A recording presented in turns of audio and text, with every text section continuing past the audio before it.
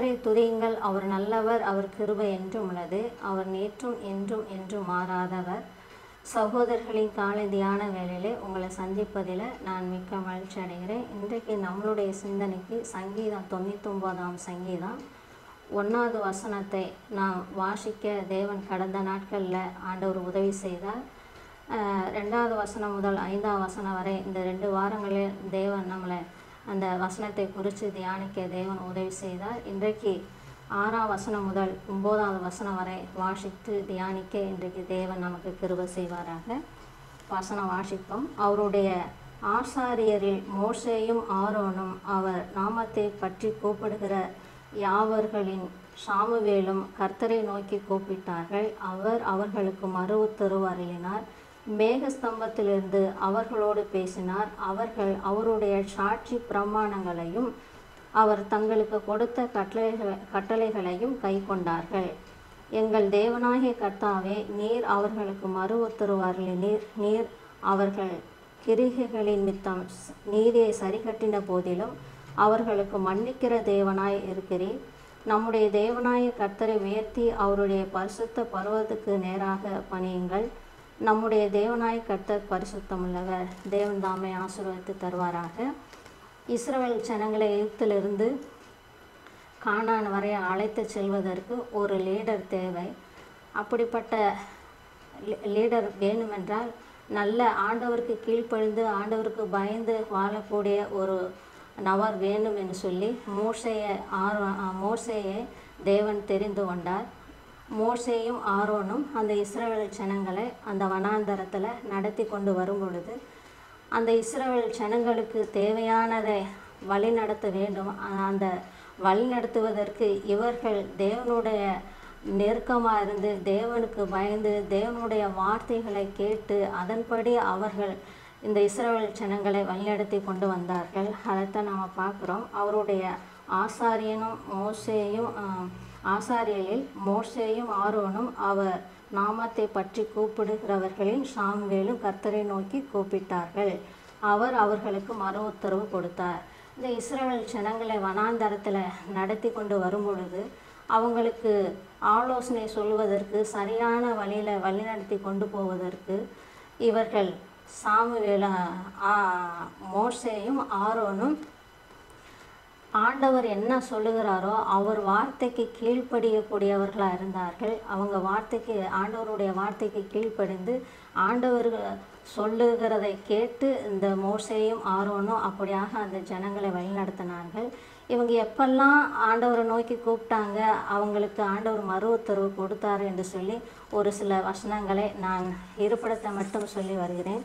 யாத்திராகம் 15:25, யாத்திராகம் 17:4, யாத்திராகம் 19:19, என்னாகம் 12ஆம் அதிகாரம் 13, என்னாகம் 14ஆம் அதிகாரம் 13.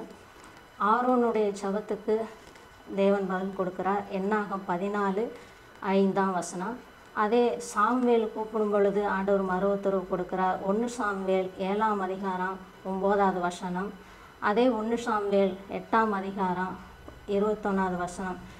இப்படி மோசேயும் ஆரோனும் சாமுவேலும் எப்பொழுதெல்லாம் ஆண்டவர் நோக்கி கூப்பிடுகிறார்களோ அப்பொழுதெல்லாம் ஆண்டவர் அவங்களுக்கு மறு உத்தரவு கொடுத்து கொண்டே இருக்கிறார்.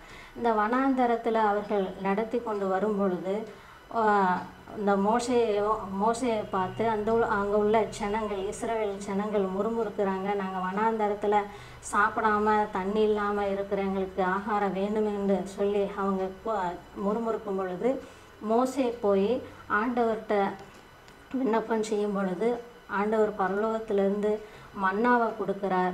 அது மாத்திரம் இல்லை, அவங்க தண்ணீர் வேண்டும் சொல்லி முறுமுறுக்கிறாங்க. அப்பொழுது தண்ணீரையும் கொடுக்குறாரு. காடைகள் வேணுமென்னு சொல்லி முறுமுறுக்கிறார்கள். அப்பையும் போய் மோசே ஆண்டவர்கிட்ட விண்ணப்பம் பண்ணும் பொழுது ஆண்டவர் மறு உத்தரவு கொடுக்குறாரு.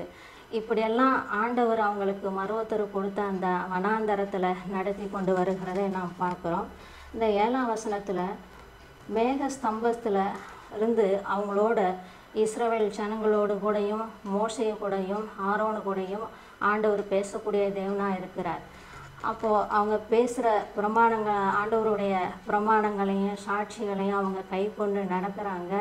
சில நேரங்களில் முறுமுறுக்கிறாங்க. அவங்க முறுமுறுக்கிறதுக்கு தகுந்த மாதிரி ஆண்டவர் சரி கட்டுறவராக இருக்கிறாரு. அவங்க ஜெபத்துக்கு பதில் கொடுத்து அவங்கள மன்னிக்கிற தேவனாகவும் இருக்கிறாரு.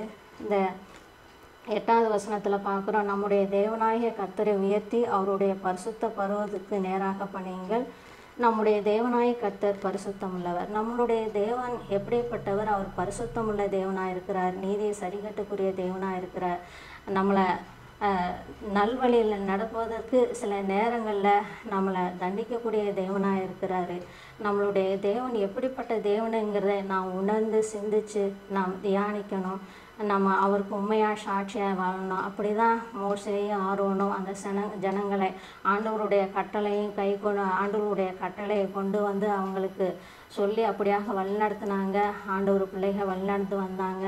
அவங்கள எப்படி வனாந்தரத்தில் எப்படியெல்லாம் வழிநடத்தினார் என்பதை நாம் அனைவருக்கும் நன்றாக தெரியும்.